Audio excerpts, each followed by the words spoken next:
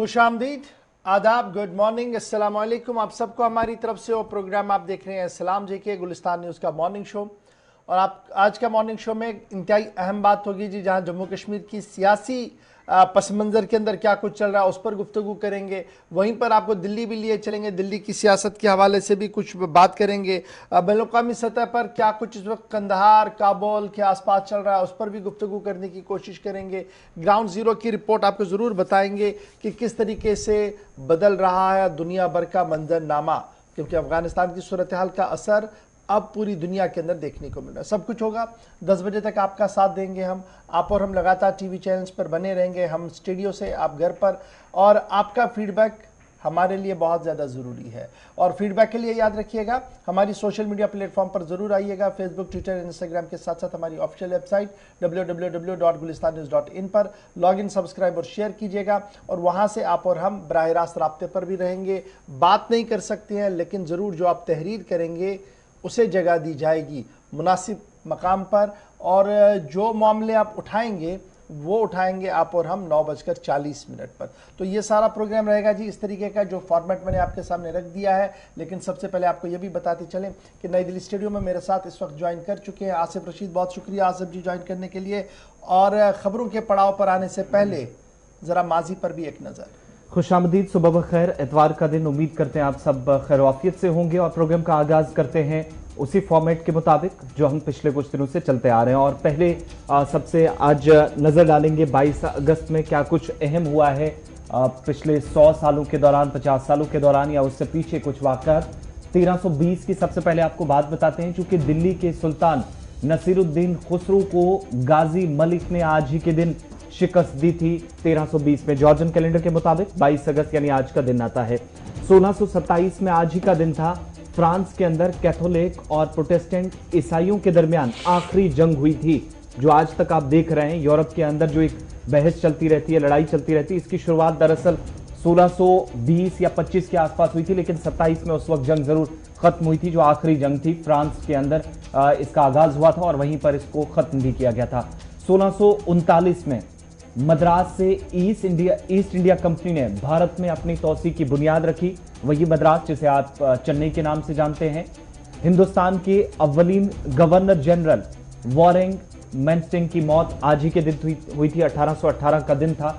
और 1848 में अमेरिका ने आज ही के दिन न्यू मैक्सिको पर कब्जा किया था।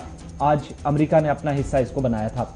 1921 में बाबा कौम महात्मा गांधी ने गैर मुल्की कपड़ों को जलाया था। हालांकि तहरीक पहले से शुरू हुई थी, गैर मुल्की सामान की खरीदो फरोख्त नहीं होगी, और आज का दिन था जब उन्होंने कपड़ों की एक पूरी मिल आग के हवाले कर दी थी।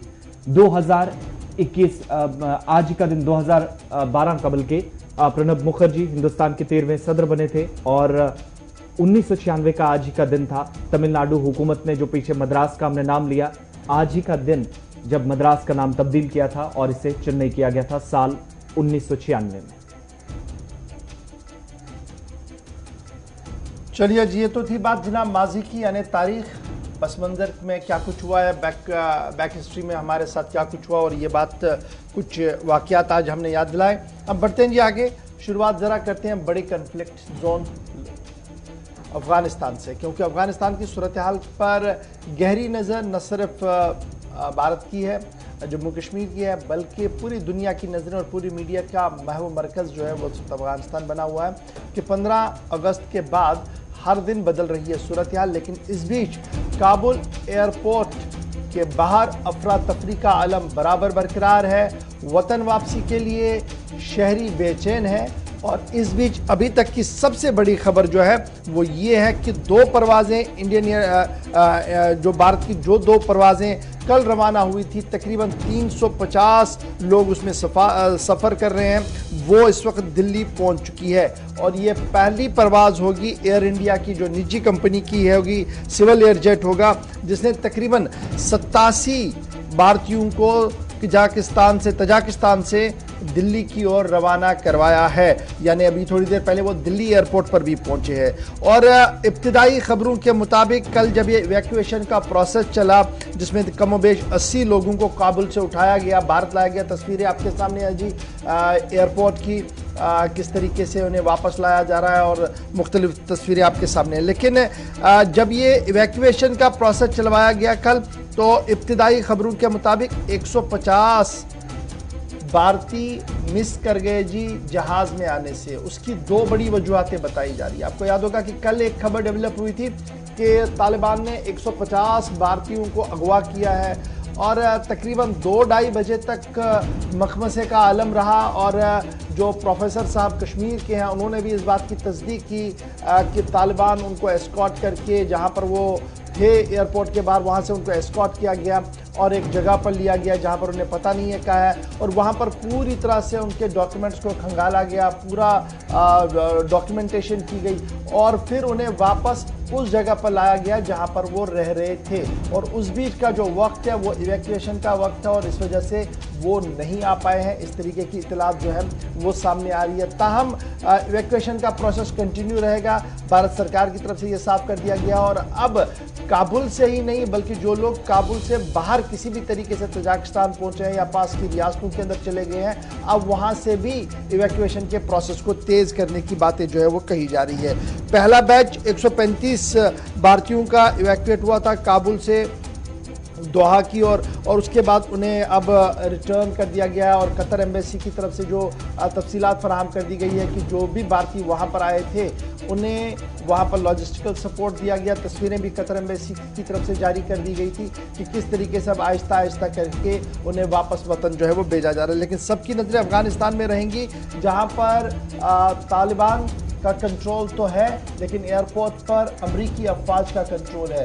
और अमरीकी अफवाज की तरफ से ये साफ कर दिया गया कि जब तक एक एक आदमी को जो बाहर मुल्क से बाहर जाना चाहता है, अफगानिस्तान से बाहर जाना चाहता है, उसे बाहर नहीं भेजा जाएगा, तब तक कंट्रोल जो है वो लगातार अपने पास ही रखेंगे। तो कुल मिलाकर जहाज़ थोड़ी देर पहले लैंड हो गया है जी दिल्ली एयरपोर्ट पर और इसमें कमोबेश 80 वो भारतीय हैं जिन्हें कल इवैक्यूएट करवाया गया था कंधार काबुल से। जी बढ़ते हैं आगे। बात जब एयरफोर्स के हवाले से हो रही है तो एक और जहाज अब से थोड़ी देर बाद पहुंचेगा। चूंकि सरकारी ज़राए ने तस्दीक की है कि तमाम भारतीय महफूज हैं इस वक्त जो अफगानिस्तान के अंदर हैं। एक तो मरकजी हुकूमत की तरफ से बयान जारी किया गया, लेकिन दूसरी तरफ मजीद 168 शहरियों को लेकर एक और तैयारा जो कि काबुल से अब से आज सुबह भारतीय वक्त के मुताबिक 7:30 से 8 बजे के बीच में वहां से रवाना हुआ है और गाजियाबाद के अंदर हिंडन एयरबेस पर जो भारतीय फिजाइया के कंट्रोल में है, यहां पर अब से थोड़ी देर बाद ये तैयारा उतरेगा।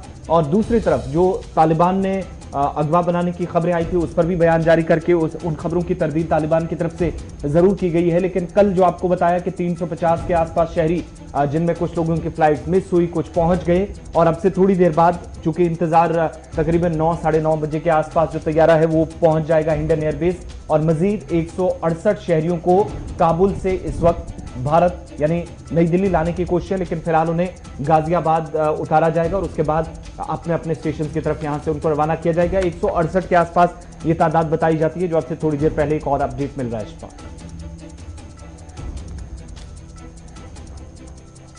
चलिए बढ़ते हैं आगे। बात अब अमेरिका के हवाले से भी करते हैं। चूंकि इस वक्त काबुल एयरबेस के आसपास जो कुछ हो रहा है, हामिद करजई इंटरनेशनल एयरपोर्ट के, तो काबुल एयरपोर्ट जो इस वक्त वो मुकम्मल तौर पर अमेरिका के कंट्रोल में है। भारत को 2 परवाजें उड़ाने की इजाजत कल भी मिली और आज मजीद परवाजें यानी एक तो पहुंचने वाली है थोड़ी देर बाद और भी मिल सकती है।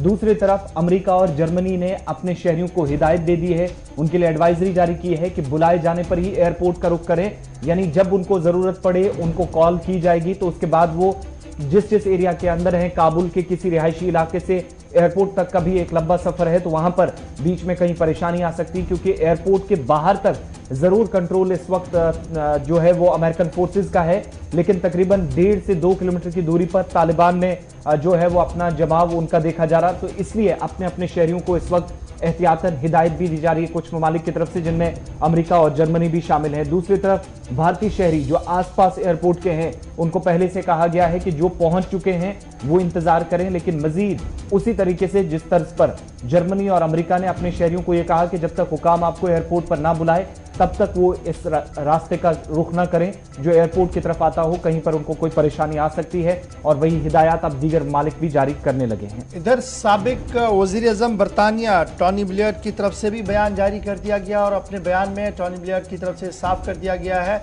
कि अमरीकी पॉलिसी जो अफगानिस्तान के लिए अडॉप्ट की गई है ये एक फेल पॉलिसी है और इस वजह से जिस तरीके से अफगानिस्तान से अमरीकी फ़ौजें इस वक्त चली गई और अफगानिस्तान को एक जंग का मरकज़ बनाने की तैयारी में लगे हुए हैं, इससे पूरे आलमी इस्लाम पूरी दुनिया को जहां पर ख़तरा पैदा हो रहा है वहीं पर अमेरिका को भी अपनी पॉलिसी को रिव्यू करना होगा।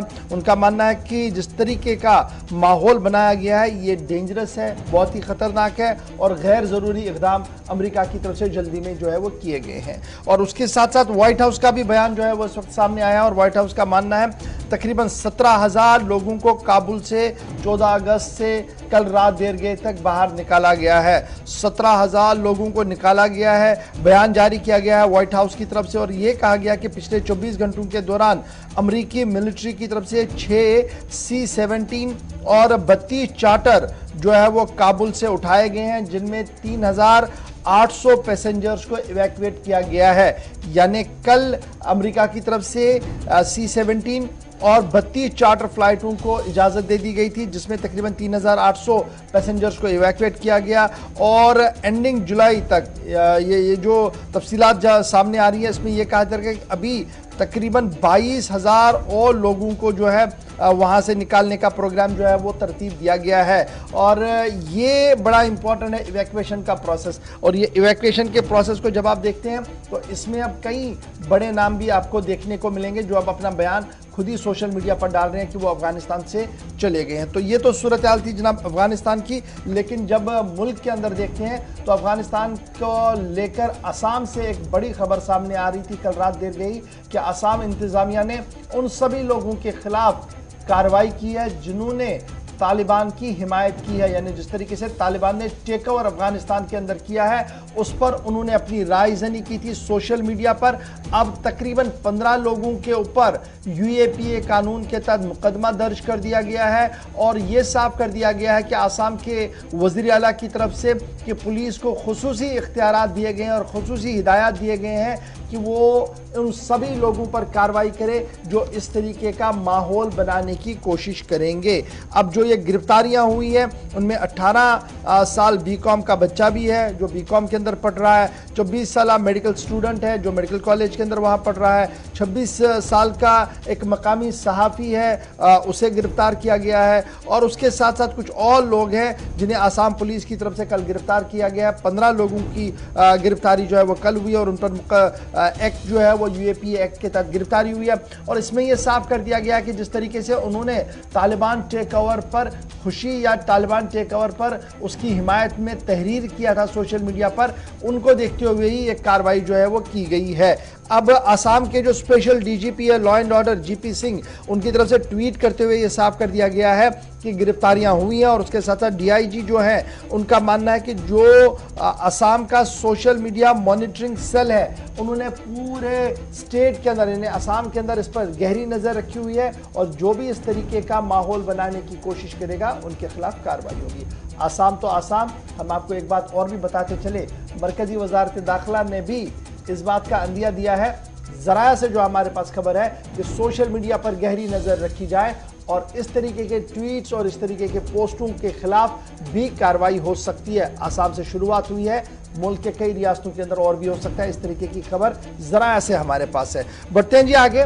जब इस वक्त हमने आपको बताया कि आसाम में क्या हुआ है, लेकिन जम्मू कश्मीर इसे अछूता रहे यह सवाल ही नहीं बनता है। अफगानिस्तान की सूरत हाल को लेकर महबूबा मुफ्ती का बड़ा बयान आया है। बयान आने के साथ ही दिल्ली से लेकर श्रीनगर तक इस वक्त गहमा गहमी बहुत ज्यादा बढ़ चुकी है। बिल्कुल, महबूबा मुफ्ती गुज़श्ता रोज एक प्रोग्राम का हिस्सा थी जनूबी कश्मीर के अंदर, लेकिन अफगानिस्तान की जो मौजूदा सूरत हाल उससे भारत को सबक सीखने की तरफ उन्होंने इशारा किया। चूंकि बंदूक की नोक पर जज्बात और एहसासात को खत्म नहीं किया जा सकता, दबाया नहीं जा सकता और अवामी जज्बात के सामने सुपर पावर भी बेबसी का शिकार हैं। महबूबा मुफ्ती का उस वक्त बयान सामने आया जब इस वक्त मुल्क के अंदर मुख्तलिफ रियासतों में, आसाम तो आपके सामने एक मिसाल रखी, 15 लोगों की गिरफ्तारी हुई है।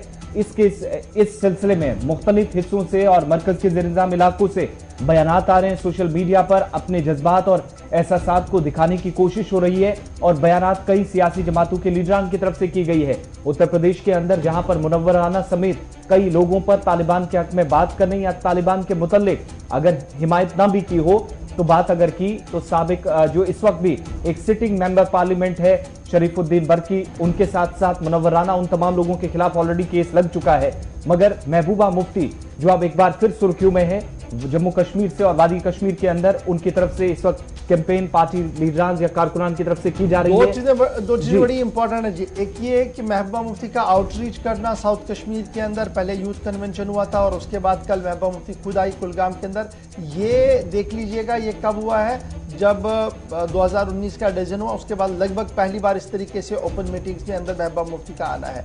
लेकिन आते ही तेवर बड़े सख्त थे। जम्मू कश्मीर की साबिक वजीर आला महबूबा मुफ्ती ने मरकजी हुकूमत को वार्निंग दी है और ये वार्निंग क्या है, अभी भी वक्त है कि संभल जाओ। ये कोट अनकोट करके आप देख सकते हैं कि इसी तरीके का माहौल उन्होंने बनाया था, नहीं तो मिट जाओगे।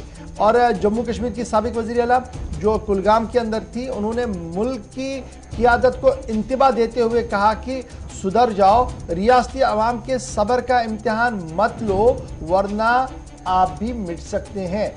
रेफर वो कर रही थी तालिबान को, क्या कुछ कहा जरा उसको भी जरा चलाने की कोशिश कीजिएगा ताकि साफ हो जाए जो खबर आ रही थी क्या उसी तरीके का माहौल था या हमारे कहने और महबूबा मुफ्ती के कहने में काफी फर्क था, क्योंकि बाद में कहा जा रहा है कि जनाब मिस इंटरप्रेट किया गया है। लेकिन जम्मू कश्मीर की साबिक वज़ीर आला महबूबा मुफ्ती का बयान जो ही सामने आया, रिएक्शन जम्मू कश्मीर की तरफ से, बीजेपी की तरफ से भी आया और उसके साथ साथ रिएक्शन जो है वो मुल्क की मुख्तलिफ सियासी जमातों की तरफ से भी आया और ये कहा गया कि जिसको अगर महबूबा मुफ्ती को ये लग रहा है कि तालिबान बाअसर है और जमहूरी इक़्तिदार की पासदारी करता है तो महबूबा साहिबा को चाहिए कि वो अफगानिस्तान का रुख करें। लेकिन क्या कुछ कहा गया है जरा उसको सुन लीजिएगा।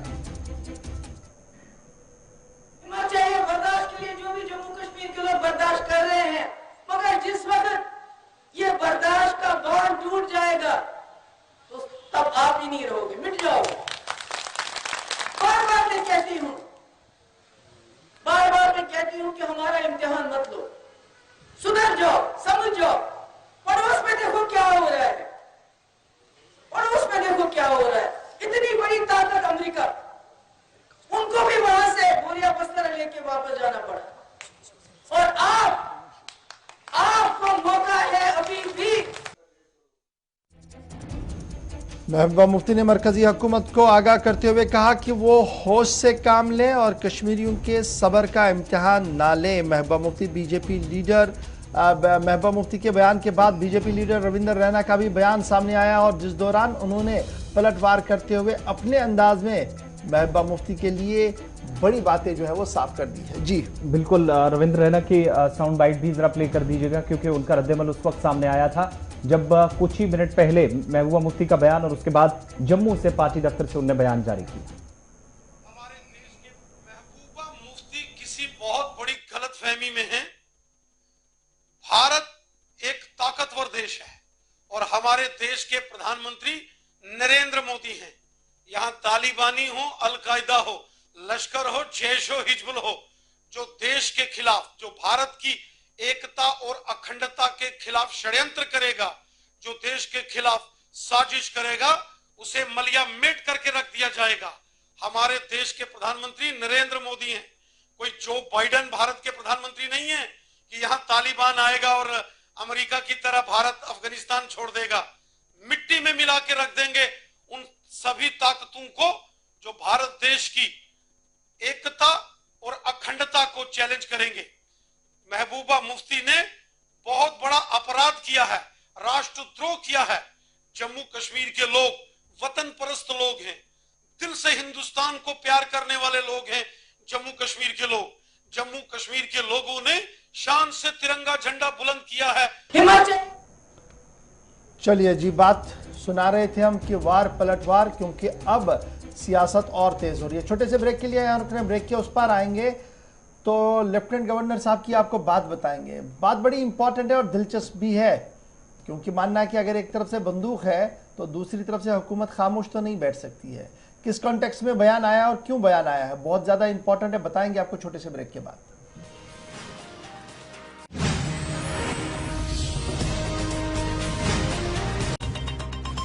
के बाद दोबारा इस्तकबाल प्रोग्राम आप देख रहे हैं जी सलाम जेके, और सलाम जेके में वक्त हो गया जी जरा बात करें लेफ्टिनेंट गवर्नर साहब के दिए गए बयान की, क्योंकि बयान दिल्ली में उन्होंने दिया है। मौका था एक किताब की रस्मी रोनुमाई हो रही थी, और उसी रस्मी रोनुमाई के दौरान लेफ्टिनेंट गवर्नर साहब ने जम्मू कश्मीर से मुतल्लिक बयान दिया है, और बयान में उन्होंने साफ कर दिया कि उनके होते हुए हड़ताल तो अब नहीं होनी है किसी भी कीमत पर, और अलहदगी पसंदों के खिलाफ कार्रवाई और ज़्यादा सख्त होगी। खाका खींचा गया है, तैयारी की गई है, ऐसी सरगर्मियों को किसी को इजाजत नहीं दी जाएगी, और अगर पाकिस्तान बंदूक का सहारा लेता है, इस्तेमाल करता है, नौजवानों को इसमें मुलव्वस करता है, तो शायद आगे से भी जवाब देना जरूरी होगा, मुकाबला भरपूर किया जाएगा। 3-4 बड़ी बातें उस खिताब में जो दिल्ली के अंदर जहां पर एक किताब की रस्मी रोनुमाई अंजाम दी जा रही थी, और इस तकरीब में बड़ी बात यह कि आज के वक्त में अलहदगी पसंद सरगर्मियों की तरफ अगर कोई जाता है तो ऐसी सरगर्मियों की कतन इजाजत नहीं दी जाएगी, खासतौर से उनके होते हुए। और दूसरी बात यह कि खुद न सिर्फ वो बल्कि मरकजी सरकार और वज़ीर आज़म का नाम लेते हुए उन्होंने कहा कि आज के वक्त में भी वज़ीर आज़म ने सबसे खास दिलचस्पी अगर किसी रियासत या मरकजी खित्ते में जाहिर की है तो वो जम्मू कश्मीर है, इसलिए यहाँ पर किसी को इस तरह की सरगर्मियों की इजाजत ना पुलिस, सिविल और बाकी एजेंसियां और इंतजामिया आज के दिन में देने वाली है। मनोज सिन्हा साहब का मानना था कि पाकिस्तान बंदूक से काम कर रहा है और हमने अपने सिक्योरिटी एजेंसीज के डंडे से काम करवाया है, और यही वजह है कि दोनों की लड़ाई में अमन की जीत हो रही है, और आहिस्ता आहिस्ता करके वो कुव्वतें मजबूत हो रही है जो जम्मू कश्मीर के अंदर जमहूरियत की जड़ों को मजबूत देखना चाहते हैं। लेफ्टिनेंट गवर्नर साहब ने साफ कर दिया कि 5 अगस्त को लेकर कुछ सहाफ़ियों की तरफ से उन्हें फ़ोन आए थे, तफसीलात फराहम की गई थी, लेकिन जो कुछ बाद में रियावादी के अंदर देखा गया उससे खुद ही जवाब आ रहा है कि लोग उतने खौफजदा इस पूरे मामले से नहीं हैं। और तीसरी बड़ी बात जो लेफ्टिनेंट गवर्नर ने साफ कर दी है, उसमें उन्होंने साफ कर दिया कि कुछ खुद साख्ता कश्मीर एक्सपर्ट्स जम्मू कश्मीर के मामले को इतना पेचीदा बैनुल-अक़वामी सतह पर बना रहे हैं और बनाने की कोशिश कर रहे हैं। दरअसल उन्हें जम्मू कश्मीर की असल सूरत हाल से नावाकिफ़ है वो, और वो एक सेट एजेंडे के तहत जम्मू कश्मीर और जम्मू कश्मीर के नाम को बदनाम करने की कोशिश कर रहे हैं, जिसका काउंटर अब बड़े पैमाने पर शुरू कर दिया गया है। और तीसरी बड़ी बात जो लेफ्टिनेंट गवर्नर साहब ने दिल्ली के अंदर इस किताब के रस्मी रोनुमा जो बशीर असद साहब की तरफ से लिखी गई थी उसके रस्मी रोनुमाई पर कही कि जम्मू कश्मीर के लिए अब तरक्याती मंजरनामे और बजट का प्रोसेस जो है वो माजी के मुकाबले में काफ़ी ज़्यादा बढ़कर बेहतर भी हो गया है, क्योंकि इसकी बड़ी वजह है कि वज़ीर आज़म नरेंद्र मोदी जम्मू कश्मीर की ओर खुसूसी तवज्जो दे रहे हैं और देने के दर पर है। उनका मानना है कि जम्मू कश्मीर की आबादी अगरचे 1.25 या 1.30 करोड़ के आसपास है, लेकिन यहाँ का बजट जो है वो बिहार और उत्तर प्रदेश के मुकाबले में जब आप देखेंगे तो कदरे बेहतर आपको नजर आएगा। ताहम उसके बावजूद भी अगर कहीं इलाकों के अंदर मुफलिसी या बैकवर्डनेस है, पिछड़ा हुआ इलाका है, तो उसकी जिम्मेदारी किसको तायुन करनी होगी। यही वजह कि अब की बार जिस तरीके से बजट प्रोसेस को हाथ में लिया गया है, आने वाले 5 से 8 सालों के अंदर नुमाया तब्दीली जो है वो आपको देखने को मिलेगी। मनोज सिन्हा दिल्ली के अंदर कल दिन भर बोल रहे थे, और खबर इसलिए भी बड़ी इंपॉर्टेंट थी क्योंकि बात उन्होंने साफ कर दी कि उनके होते हुए अब किसी भी कीमत पर हड़ताल की इजाज़त नहीं होगी। और दूसरी बड़ी बात कि जो नैरेटिव पेश करने की कोशिश की जा रही है उसका काउंटर भी किया जाएगा, और काउंटर करने के लिए हिकमत अमली को तरतीब दे दिया गया है। जी आसिफ, चलिए बढ़ते हैं आगे। बात अब वैक्सीनेशन प्रोसेस के हवाले से भी करते हैं। मुल्क के अंदर 16 तारीख यानी 16 जनवरी पहला ही महीना था और तीसरे हफ्ते में वैक्सीनेशन मुहिम का आगाज कर दिया गया था, लेकिन अब मजीद तैयारियां इसमें और वसअत देने की तैयारी हो रही है। जाइडस कैडिला कोविड वैक्सीन को जहां पर हंगामी मंजूरी मिल चुकी है, वहीं पर अब बच्चों के लिए 3 साल से 12 साल के जो बच्चे हैं उन पर कंपनी ट्रायल करने जा रही है। और कोविड-19 वैक्सीन मुल्क के अंदर ये 5वीं ऐसी वैक्सीन है जो बिना सुई का इस्तेमाल किए लगाई जाएगी। इस तरह की पहली, लेकिन कुल मिलाकर ये 5वीं वैक्सीन होगी मुल्क के अंदर जो इस्तेमाल होगी। और अब ट्रायल्स का आगाज बाकायदा जाइडस कैडिला की तरफ से की जाएगी, क्योंकि मैनेजिंग डायरेक्टर की तरफ से साफ किया गया है कि अब उन्हें अथॉरिटीज ने जहां हंगामी मंजूरी दे दी है, सरकार की तरफ से उनको नॉड मिल गया है, तो बच्चे 3 से 12 साल की उम्र के हैं, मुमकिन तीसरी लहर में उनका खतरा शायद हो सकता है कि वो इसका शिकार हो, इसलिए पहले से इसके ट्रायल्स आगाज कर दिया गया है। इमरजेंसी ट्रायल के लिए डीसीजीआई की तरफ से अप्रूवल मिल गया है इमरजेंसी यूज़ के लिए, और 3 से 12 साल के बच्चे के लिए अब कैडला जो है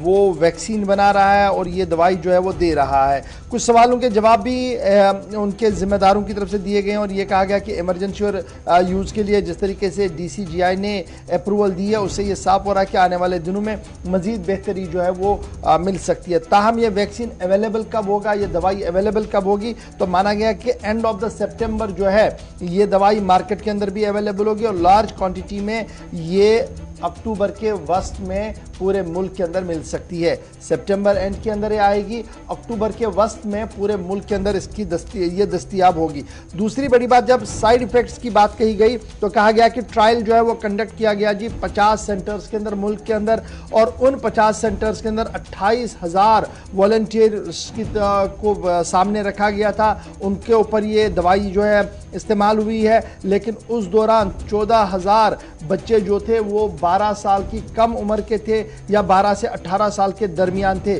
जिस दौरान कोई भी साइड इफ़ेक्ट अभी तक उन्हें देखने को नहीं मिला है, जिसके बाद ही ये जो डीसीजीआई है उनकी तरफ से इमरजेंसी यूज़ के लिए इसको अप्रूवल दे दी गई है। तो कोविड की तीसरी लहर, बच्चे ज़्यादा असरअंदाज हो सकते हैं, लेकिन उससे पहले अच्छी खबर ये कि वैक्सीन कारी या दवाई का अमल भी तेज़ी के साथ मुख्तलिफ कंपनियां जो है वो सामने रख रही है। जी आसिफ, चलिए बढ़ते हैं आगे। बात अब जम्मू कश्मीर इंतजामिया के एक और अहम फैसले की, और फैसला अहम इसलिए अपने आप में चूंकि इस तरह का इकदाम काफी वक्त के बाद शहर श्रीनगर के अंदर देखने को मिलेगा, जहां पर सरकारी जमीन श्री अमरनाथ श्राइन बोर्ड को मुंतकिल करने का फैसला इंतजामिया की तरफ से लिया गया और पंथा चौक के अंदर 25 कनाल जमीन पर अब यात्री निवास के साथ साथ जो दफ्तर है वो यहां पर कायम किया जाएगा।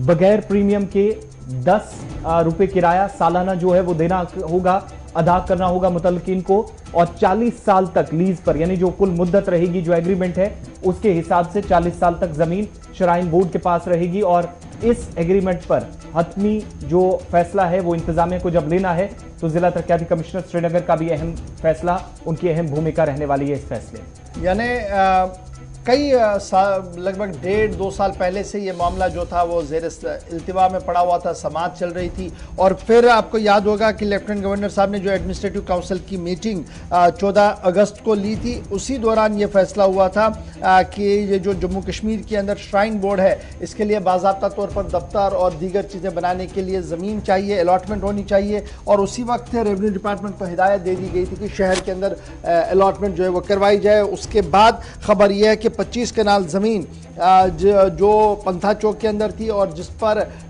एसडीए का कब्जा था, यानी एसडीए की मिल्कियत वो थी, उसके बाद रेवेन्यू पेपर्स को तब्दील करके वो ट्रांसफ़र कर दी गई रेवेन्यू डिपार्टमेंट को, और रेवेन्यू डिपार्टमेंट से अब बाज़ाब्ता तौर पर डिप्टी कमिश्नर श्रीनगर जो है वो MOU साइन करेंगे। श्री माता ये जो SASB हमारा श्राइन बोर्ड है, अमरनाथ श्राइन बोर्ड है, उनके साथ एक बाज़ाब्ता तौर पर एग्रीमेंट होगा। इस एग्रीमेंट के खदुखाल को जब आप देखेंगे तो उसमें वहाँ पर दफ्तर बनाना है, दफ्तर के साथ साथ जो है वो कुछ बुनियादी ढांचा खड़ा करना है, और उसी के लिए ये ज़मीन जो है वो दी जाएगी, और 40 साल के लिए जो है ये पीरियड जो है वो लीज पर कर दिया गया है, और 10 रुपया पर कनाल जो है सालाना इसको प्रीमियम, ये जो है फीस या आप इसको बोलिए किराया अदा करना होगा, कोई भी प्रीमियम जो है वो नहीं देना होगा। रेवेन्यू डिपार्टमेंट और सिविल सेक्टर की तरफ से कल बाज़ाब्ता तौर पर यह ऑर्डर दे दिया गया है, और अब श्राइन बोर्ड का बाज़ाब्ता तौर पर पता होगा जी पंथा चौक, बहुत जल्द वहां पर भी काम शुरू किया जाएगा।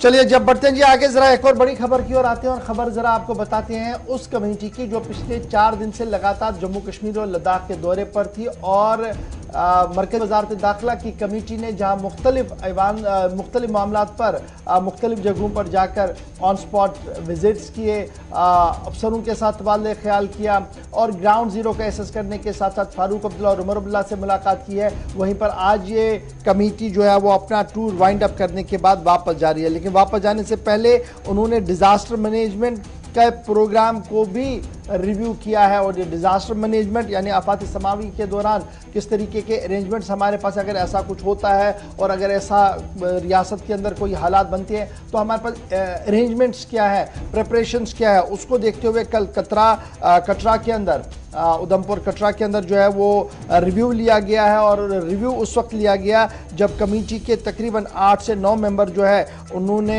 कटरा जाकर माता वैष्णो देवी की दर्शन भी किए और वापसी पर उन्होंने रिव्यू किया। और रिव्यू के दौरान जो चीफ एग्जीक्यूटिव ऑफिसर है माता वैष्णो देवी श्राइन बोर्ड के, उन्होंने डिटेल पावर पॉइंट प्रेजेंटेशन वहाँ पर की है कि श्राइन बोर्ड जो है वो क्या कुछ करने जा रहा है, अरेंजमेंट्स कैसे है और किस तरीके से मुस्तकबिल के प्रोग्राम को जो वो लिया जा रहा है। और माना जा रहा है कि आज पार्लियामेंट की स्टैंडिंग कमेटी बराए दाखिला जिसकी सरबराही आनंद शर्मा कर रहे थे वो आज नई दिल्ली के लिए वापस रवाना होगी। इससे पहले उन्होंने लेह का भी दौरा किया था और लेह के अंदर उन्होंने ITBP और दीगर इंतजामी अमूर चलाने वाले अफसरों के साथ भी तबादला ख्याल किया था। और बुनियादी सतह पर जो ढांचे तामीर होने चाहिए, जो तरक्याती मनसूबे हाथ में लिए जाने चाहिए या लिए जा रहे हैं, उस पर सैर हासिल गुफ्तगू जो है वह की गई है। 2 रियासतों के लिए ये कमेटी क्यों अहम है जी?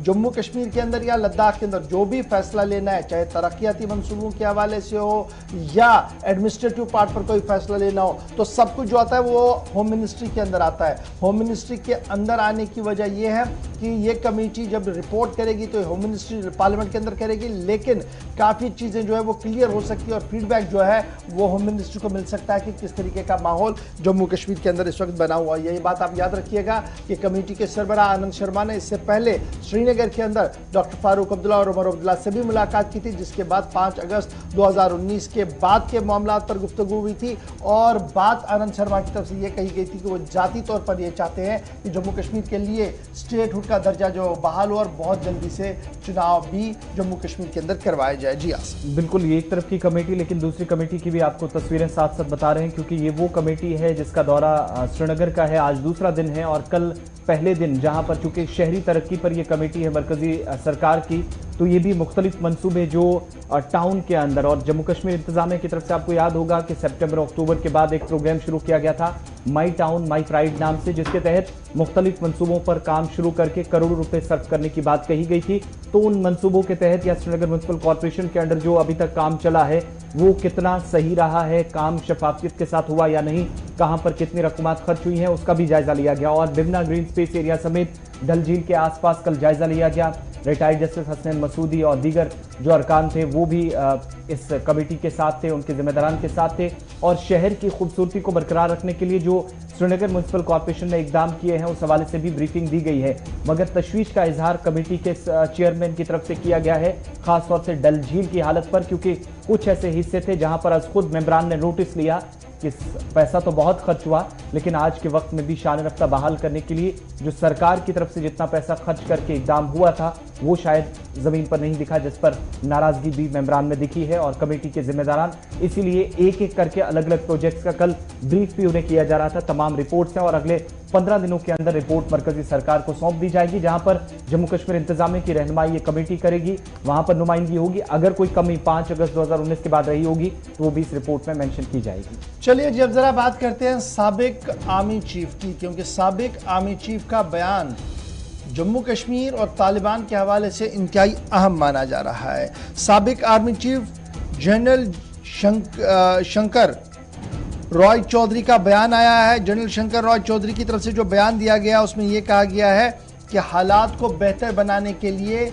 जम्मू कश्मीर के लोगों के पास जाया जाए, आउटरीच किया जाए, उनके मामलों और मसाइलों को सुना जाए और हल निकालने की कोशिश की जाए। Former army chief general Shankar Roy Chowdhury की तरफ से ये कहा गया है कि आउटरीच की बहुत ज़्यादा ज़रूरत है और भारत एक सेक्युलर मुल्क रहेगा और है, और यहाँ की डेमोक्रेसी वैल्यूज़ को टॉप एजेंडे में रखा गया है और रखा जाएगा। इस बात की यकीन दहानी भारत के अंदर के लोगों को और भारत की इस्टेब्लिशमेंट को जम्मू कश्मीर के लोगों के साथ करनी होगी, क्योंकि जो तालिबान की जो सूरत हाल बन रही है, जिसके बाद ये महसूस हो रहा है कि पाकिस्तान की जीत जीत और तालिबान की जीत के साथ भारत की शिकस्त हुई है, इससे काफ़ी कुव्वतें जो है वो मजबूत हो रही है। और जिन कुव्वतों का उन्हें अंदेशा है उनमें जैश ए मोहम्मद जैसी ममनुआ तंजीम के साथ साथ लश्कर और दीगर तंजीमें भी हैं जो जिनके हौसले अफगानिस्तान के अंदर पैदाशुदा सूरत हाल के बाद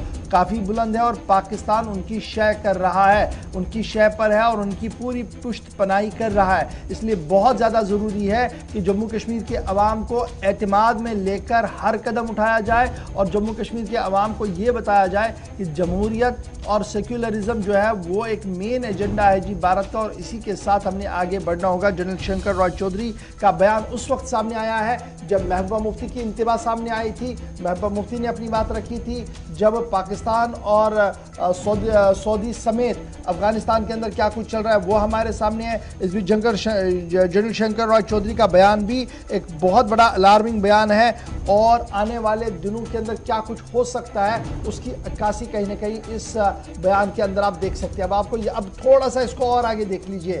कल आईजीपी कश्मीर की प्रेस कॉन्फ्रेंस हुई थी, त्राल में मिलिटेंट मारे गए थे और उस प्रेस कॉन्फ्रेंस के हाशिए में भी यही सवाल पूछा गया कि तालिबान की पेशकदमी अगर जम्मू कश्मीर या जम्मू वादिया कश्मीर की ओर होती है तो क्या कुछ सूरत हाल होगी। उन्होंने कहा कि प्रॉपर मैकेनिज्म और बिहेवियर को अडॉप्ट किया जा रहा है। अगरचे डायरेक्टली उन्होंने कोई बात नहीं की, ताम उन्होंने साफ कर दिया कि दरअंदाजी करने वाले शख्सों को बख्शा नहीं जाएगा और जो लोग इधर आएंगे वो मारे जाएंगे। इससे पहले आर्मी के एक फॉर्मर ऑफिसर ने श्रीनगर के अंदर क्या कुछ कहा था जब उनसे भी तालिबान का सवाल पूछा गया था तो उन्होंने कहा था कि हालात खुद फैसला करते हैं कि क्या कुछ होना चाहिए। ताम आर्मी का मौक़िफ़ काफ़ी ज़्यादा वाज़ेह और क्लियर उस वक्त भी सामने था। तो ये तो बात थी जनाब साबिक आर्मी चीफ शंकर रॉय चौधरी की, जिन्होंने तालिबान और जम्मू कश्मीर और भारत के हवाले से अपनी बात सामने रखी है। अब ज़रा आते हैं वापस जनाब जम्मू कश्मीर की ओर, क्योंकि जम्मू कश्मीर के अंदर कोरोना का कहर है और कोरोना के कहर के बीच जहां सभी SOPs को बालाए ताक रखा जा रहा है वहीं पर सरकारी आदादोशुमार भी सामने आए हैं। सरकारी आदादोशुमार के मुताबिक पिछले 24 घंटों में क्या हुआ, लेकिन 1 अप्रैल के बाद भी आपको बताते हैं सूरत हाल कैसी रही है। पहले तो ये 24 घंटों में 144 नए केसेस आए हैं, 100 से ऊपर अब तादाद जारी है कॉन्टिन्यूसली। कल 160 तक पहुंच गए थे। 126 लोग रिकवर हुए हैं, सेहतियाब हुए हैं पिछले 24 घंटों में और कोई डेथ जम्मू कश्मीर में नहीं हुई है, जो पॉजिटिव पॉइंट है। कल एक मरीज की मौत हुई थी। आज की जहां तक ये जो आदादोशुमार बता रहे हैं, इसके अलावा एक और बड़ी इंपॉर्टेंट चीज़ जो कंसर्न महकमे की तरफ से लगातार आदादोशुमार जारी किए जाते हैं, उसमें जम्मू कश्मीर इंतजामिया के मुताबिक, महकमा सेहत के मुताबिक 143 दिन जो 21 अगस्त तक 1 अप्रैल से गुजरे हैं, इसमेम 2407 लोगों ने अपनी जान गंवाई है, इस दुनिया से चल बसे हैं कोविड में मुब्तला होकर। जम्मू में 761 के आसपास लोग हैं, 362 आज के वक्त में श्रीनगर के अंदर जिन लोगों की मौत हुई है, 761 जम्मू के अंदर ये तादाद बनती है जो सरकारी आदादोशुमार जारी किए गए हैं। दूसरी बात कि जम्मू कश्मीर के अंदर 21 अगस्त तक कोरोना वायरस की दूसरी लहर के दौरान 2407 मुतासरीन की जान गई। सबसे ज्यादा 1504 लोगों की मौत जम्मू सूबे में हुई। 903 अफराद जिनकी जान गई है कश्मीर वादी के अंदर। ये दोनों खित्तों की सूरत हाल है। 24 से ज्यादा अमवात। तेजी से लोगों को मुतासिर करने वाली दूसरी लहर, जहां पर 761 अमवात जिला जम्मू के अंदर हुई। 362 लोगों ने अपनी जान श्रीनगर के अंदर गंवाई है। ये सिर्फ 2 डिस्ट्रिक्ट्स की बात है और दोनों सूबों को जब आप देखते हैं तो 1500 प्लस एक जगह और जम्मू सूबे के अंदर जहां पर 1500 प्लस, कश्मीर के अंदर भी 900 से ज्यादा अमवात 24 पिछले इन 143 रोज में हुई है। सरकारी आदादोशुमार ये भी बताते हैं कि श्रीनगर शहर में वायरस से मरने वालों की तादाद जो कि 472 थी और दूसरी लहर के दौरान 362 रही है। पहली और दूसरी लहर का जब आप मुवाजना करते हैं, दूसरी लहर में अमवात जरूर श्रीनगर के अंदर कम हुई है, लेकिन ओवरऑल जो फिगर्स हैं वो खतरनाक इसलिए रहे क्योंकि यहाँ पर बच्चों की भी या नौजवानों की मुतासरीन की एक तादाद सामने बहुत बड़ी आई थी। 834 तक मरने वालों की तादाद पहुंच गई थी। 362 जो दूसरी लहर के दौरान रही और कुल मिलाकर 834 ये बन गए थे पहले और दूसरी लहर के दौरान। मुमकिन तीसरी लहर से ये सारी सूरत हाल है।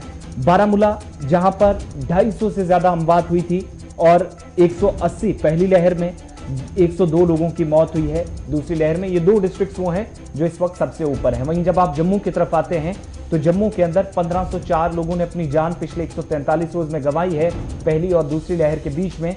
लेकिन इन सब के बीच में खतरनाक सूरत हाल तब है जब दूसरी लहर में एक ही जगह तकरीबन सबसे ज्यादा 761 लोगों की मौत हुई है। और इनमें जो एक नया वायरस जम्मू के अंदर और कश्मीर वादी के अंदर भी जो डिटेक्ट हो पाया था, उसमें भी कुछ मरीजों की मौत हुई थी। तो 2 दर्जन के आसपास वो डेथ्स भी इसी में मर्ज की गई हैं।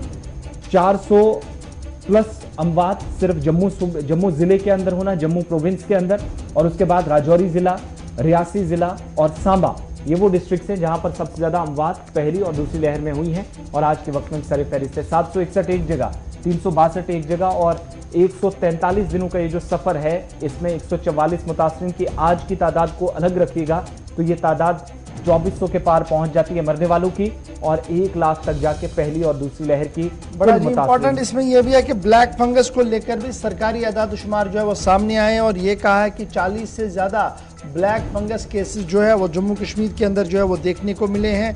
और ये ब्लैक फंगस केसेस जो हैं ये इंतहाई अहम बनते हैं रिसर्च के पॉइंट ऑफ व्यू से। तो जब हम ये बात कर रहे हैं कि क्या कुछ जनाब हुआ है, आदाद शुमार सिर्फ इसलिए हमने रखे क्योंकि न तो दफ्तरों के अंदर, न तो दफ्तरों के बाहर, न बाज़ारों के अंदर और ना ही इबादत गाहों के अंदर SOPs को 100% फॉलो किया जा रहा है।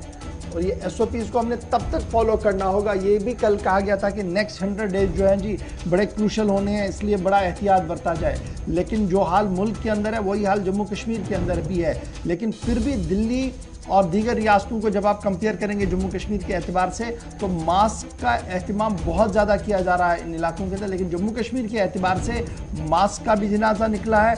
सोशल गैदरिंग अब इतनी ज़्यादा बढ़ चुकी है कि अगर सरकारी तौर पर पाबंदियां नहीं लगाई गई तो खुदा न खास्ता कुछ भी हो सकता है, क्योंकि जो अभी कोरोना का कहर है कहीं ना कहीं मुल्क भर के अंदर भी जारी है, और उसका असर वादी कश्मीर जो बिल्कुल छोटी सी एक रियासत है लेकिन यहाँ पर भी इसका असर जो है वो साफ नज़र आ रहा है। बढ़ते हैं जी आगे, बात ज़रा एड्स की भी आपके सामने रखते हैं क्योंकि सरकार ने भी कमर कस ली है।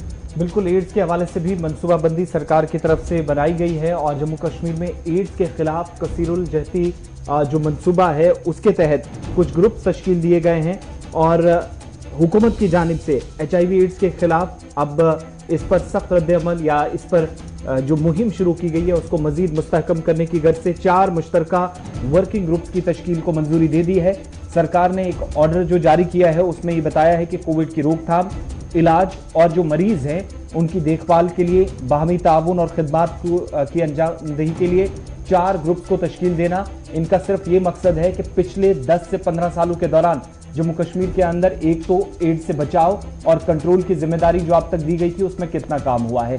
दूसरा, आगे की जो हिकमत अमली है इसमें additional chief secretary Atul Dullu को जिम्मेदारी सौंपी गई है, जो फाइनेंशियल कमिश्नर भी हेल्थ के रहे हैं, और उन को इस वक्त जिम्मेदारी देने का ये मकसद है कि ये जो 4 ग्रुप्स हैं उनकी निगरानी में काम करेंगे। एक वसी तजुर्बा है, हर जिले के अंदर ब्लॉक से डिस्ट्रिक्ट सतह तक कितने इस वक्त कंट्रोल रूम, कहां पर कितनी जिम्मेदारियां जो अब तक दी गई थी उसके तहत काम हुआ है। जो एक्शन प्लान इससे पहले इंतजामिया ने साल 2016 में जो तश्कील दिए थे, जो ग्रुप्स बनाए थे, उसकी तादाद बढ़ाकर अब 4 तक पहुंचा दी गई है।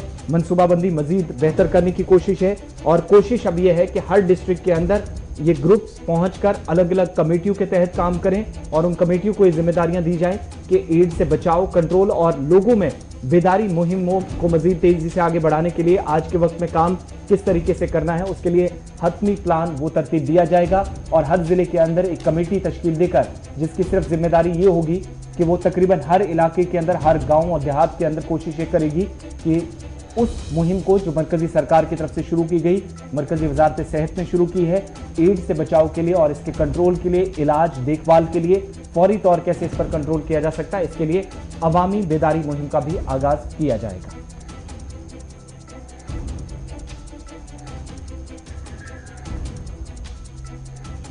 चलिए बढ़ते हैं आगे। बात अब जम्मू कश्मीर इंतजामिया की हो रही है तो आपको एक और अहम फैसले की बात बताते हैं, क्योंकि जम्मू कश्मीर इंतजामिया एक मेला मुनक्किद करने जा रही है, और मेला किसके तहत होगा?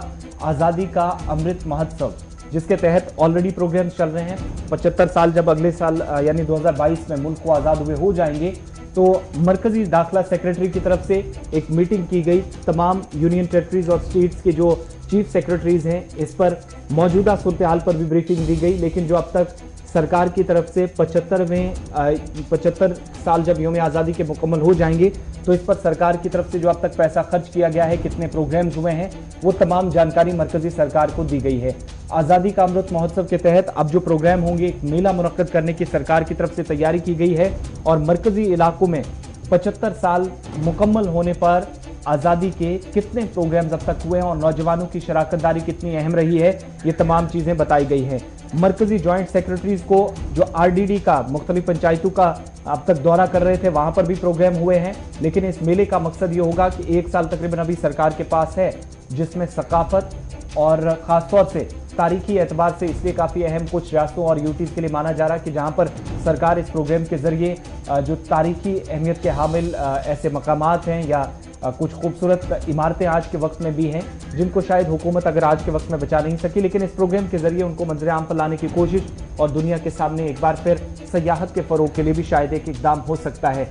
जम्मू कश्मीर इंतज़ामिया ने जानकारी दी है कि तकरीबन 28,000 मुख्तलिफ जो इदारों के इस वक्त नौजवान हैं, उनमें जम्मू कश्मीर के अंदर लाखों की तादाद जिनकी बनती है, उन्होंने शिरकत की है। इस प्रोग्राम को कामयाब बनाने के लिए अपना कलीदी रोल अदा किया है। 28,000 इदारों के 10 लाख नौजवानों ने शिरकत अब तक की है, जो चीफ सेक्रेटरी ने मरकजी हुकूमत को बताया है। सैयद इरफान फाजिल हमारे साथ हैं। इरफान, मेले की तैयारियां हो रही हैं, अब तक जो प्रोग्राम्स मुनक्किद हुए हैं, सरकार की तरफ से अमृत महोत्सव नामी जो प्रोग्राम शुरू किया गया था, आज के वक्त में क्या कुछ सिचुएशन है? तकरीबन हर जिले के अंदर, हर ब्लॉक के अंदर प्रोग्राम शुरू करने की कोशिश थी और मेले की तैयारियों के हवाले से मजीद क्या कुछ ब्रीफ किया गया है सरकार की तरफ से?